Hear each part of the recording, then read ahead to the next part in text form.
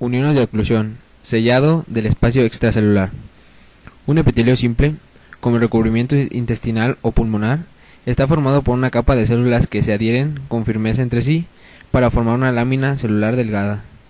Desde hace años, los biólogos saben que cuando ciertos tipos de epitelio, como el de la piel de rana o el de la pared vesicular, se montan entre dos compartimentos que contienen diferentes concentraciones de solutos, se observa muy poca difusión de iones o materiales a través de la pared del epitelio de un compartimiento al otro, porque no son capaces de pasar entre las células mediante la vía paracelular. La razón se tornó aparente en el decenio de 1960 con el descubrimiento de uniones especializadas llamadas uniones ocluyentes entre las células epiteliales contiguas.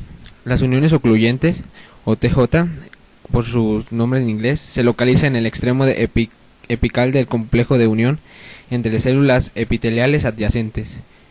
En la figura se muestra una micrografía electrónica de un corte de una unión ocluyente que incluye las membranas plasmáticas de las células adyacentes. En el recuadro se observa una amplificación detallada que muestra la interacción entre las membranas de una unión ocluyente. Es claro que la membrana ocluyente hacen contacto en puntos intermitentes. Los lugares de esta están fusionadas en una superficie amplia. En la figura, los puntos de contacto entre las células son sitios en los que las proteínas integrales de dos membranas adyacentes se encuentran en una a otra en el espacio extracelular. La técnica de criofractura, que permite la observación de las caras internas de una membrana, muestra que las membranas plasmáticas de una unión ocluyente contiene hebras interconectadas que discurren paralelas entre sí y con la superficie epical del epitelio. Las fibras o hendiduras en la cara opuesta de una membrana fracturada corresponden a pares de hileras de proteínas integrales de una membrana alineadas. Las proteínas integrales de las uniones ocluyentes forman fibrillas continuas que rodean por completo la célula como un sello y establecen contacto con las células próximas por todos lados. Como resultado, las uniones ocluyentes sirven como barrera a la difusión libre de agua y solutos de compartimientos extracelular por un lado de una hoja epitelial. Las uniones ocluyentes o estrechas también sirven como vallas que ayudan a mantener el carácter polarizado de las células epiteliales. Esta función la realizan mediante el bloqueo de difusión de proteínas integrales en el dominio epical de la membrana plasmática y sus dominios lateral y basal. Como otros sitios de adhesión celular, las uniones ocluyentes también participan en vías de señalización que regulan numerosos procesos celulares. No todas las uniones ocluyentes poseen la misma propiedad de permeabilidad. Parte de la explicación puede verse mediante microscopía electrónica. Las uniones ocluyentes con varias hebras paralelas tienden a formar mejores sellos que las uniones con una o dos hebras. No obstante, el asunto implica más que el número de hebras. Algunas uniones ocluyentes son permeables a iones o solutos específicos, a los que otras uniones ocluyentes son impermeables.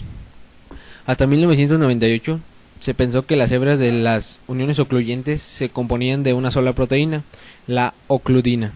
Después se encontró que células cultivadas que carecían de gen para dicha proteína y que por lo tanto no la producían, aún podían formar hebras de la zona occludens con una estructura y función normales.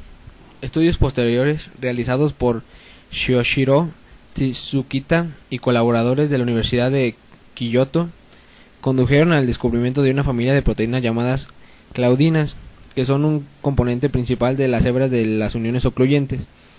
La micrografía electrónica muestra que la ocludina y la claudina están juntas dentro de las fibrillas lineales de una unión ocluyente.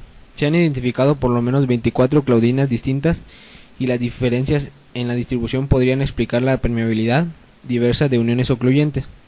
Por ejemplo, solo una pequeña región de un túbulo renal humano, conocida como porción gruesa de la rama ascendente, tiene unión ocluyente permeables a iones magnesio. Se cree que las asas de las moléculas de la claudina que se extienden al espacio extracelular forman los poros en la tal que tienen permeabilidad selectiva para iones magnesio.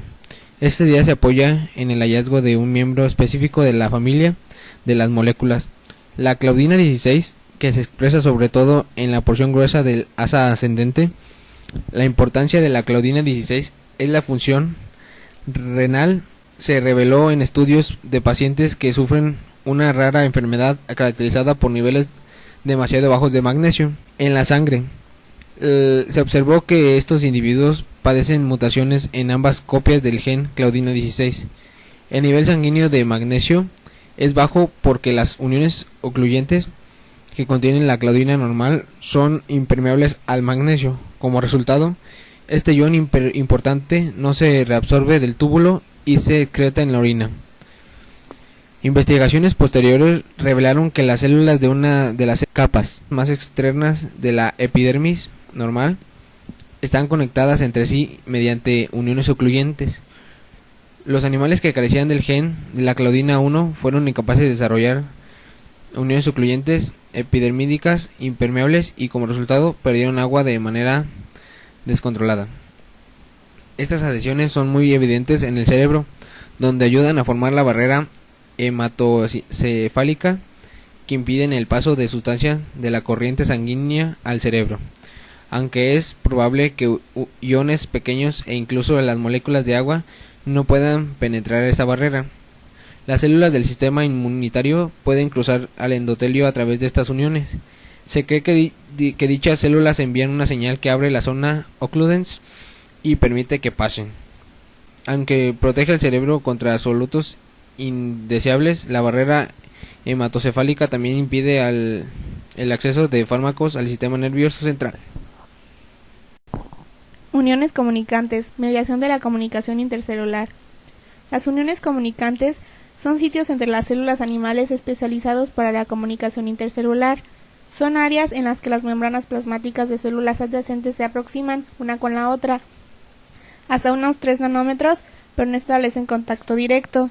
En cambio, la brecha entre las células se cubre con hebras muy finas, que son tuberías moleculares que pasan por las membranas plasmáticas adyacentes y se abren al citoplasma de las células contiguas. Las uniones comunicantes se componen solo de una proteína integral de membrana llamada conexina.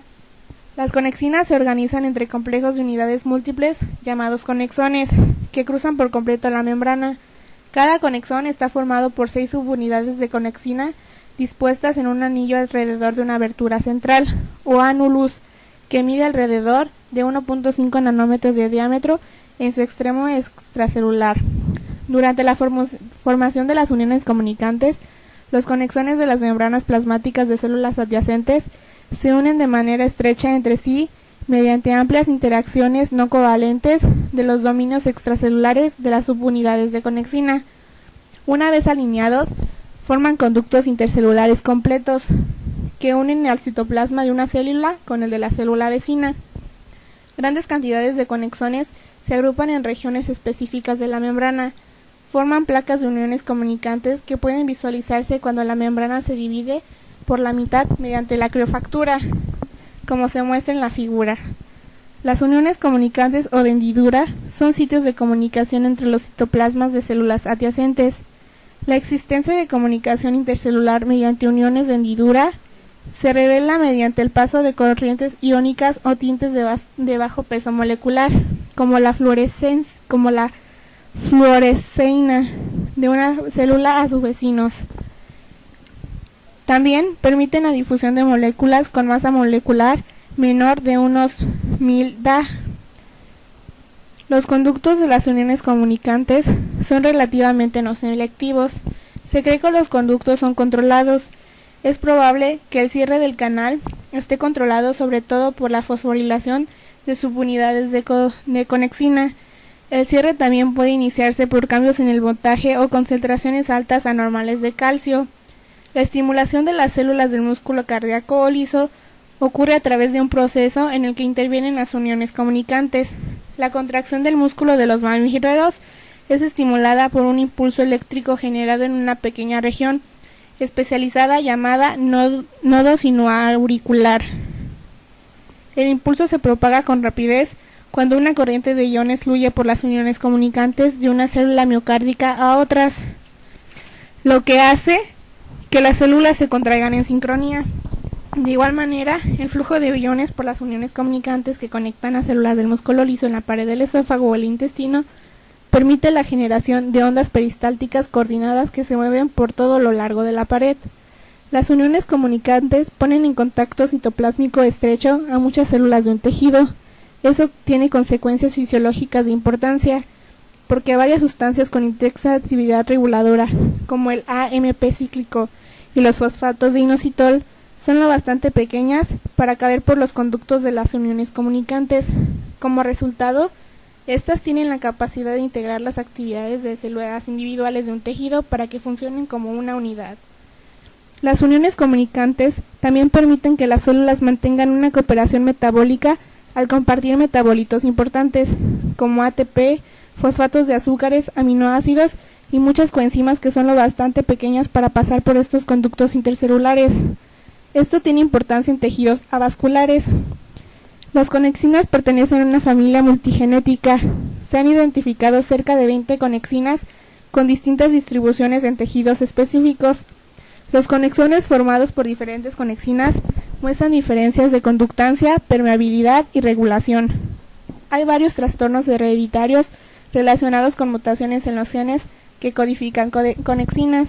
Las consecuencias de estos padecimientos incluyen sordera, ceguera, anormalidades de la piel y degeneración nerviosa.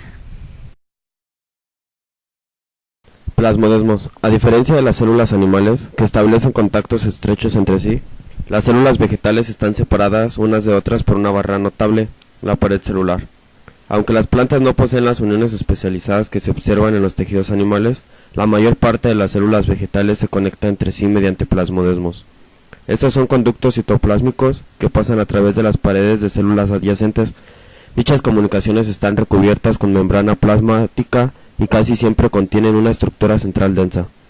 El desmotúbulo, derivada del retículo endoplásmico liso de las células. Los plasmodesmos sirven como sitios de comunicación intercelular. Algunas sustancias pasan por el anillo que rodea el desmotúbulo. Ensayos más recientes sugieren que los plasmodesmos permiten el paso de moléculas mucho más grandes, hasta de 50 kilodalton, entre las células debido a que sus poros son capaces de dilatarse. Se observó que los virus se codificaban una proteína de movimiento que interactúa con la pared de los plasmodesmos y aumenta el diámetro del poro.